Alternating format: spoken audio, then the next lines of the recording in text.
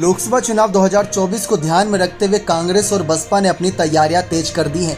जहां एक तरफ बसपा सुप्रीमो मायावती ने इस बात का ऐलान किया कि वह अकेले चुनाव लड़ेंगी, उनकी पार्टी किसी के साथ गठबंधन नहीं करेगी, तो दूसरी तरफ कांग्रेस अध्यक्ष मल्लिकार्जुन खड़गे ने इस बात का ऐलान किया था कि बीजेपी को सत्ता से हटाने के लिए जितनी भी विपक्षी पार्टियां साथ आना चाहती हैं, साथ आए और एक विपक्षी मोर्चा बनाकर बीजेपी को हराया जाए।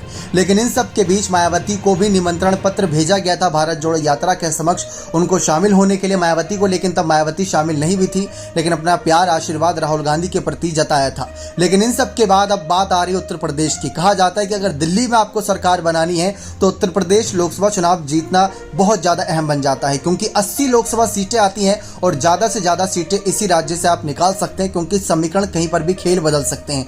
2004 में देखिए कभी सपा 35 सीटें पाती थी, आज वही भारतीय जनता पार्टी की बात कर ले तो सर्वे ही दावा कर रहा है कि उनको 70 सीटें मिलेंगी और बसपा को एक भी नहीं, सर्वे ये भी दावा कर रहा है। लेकिन इन सब के बीच कैसे मल्लिकार्जुन खड़गे मायावती को बड़ा झटका देंगे।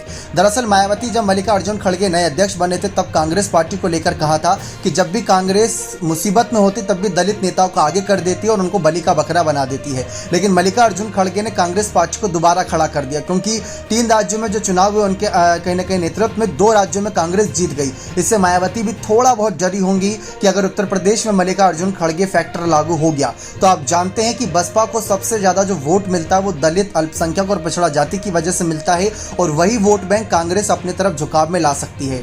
आप सभी को हमने पिछली रिपोर्ट में बताया था कि एक नए नारे के साथ आगे बढ़ना चाहेगी, जय जवाहर जय भीम के नारे के साथ आगे बढ़ना चाहेगी कांग्रेस पार्टी और दलित वोट बैंक के ऊपर निशाना साधना चाहेगी, नए वोट बैंक को बनाना चाहेगी। लेकिन मल्लिकार्जुन खड़गे इसमें बड़ी भूमिका निभाएंगे, क्योंकि वो एक दलित चेहरा है, कांग्रेस पार्टी ने उनको अध्यक्ष बनाया हुआ है, तो ऐसे में वो बड़ा फैक्टर साबित हो सकते हैं।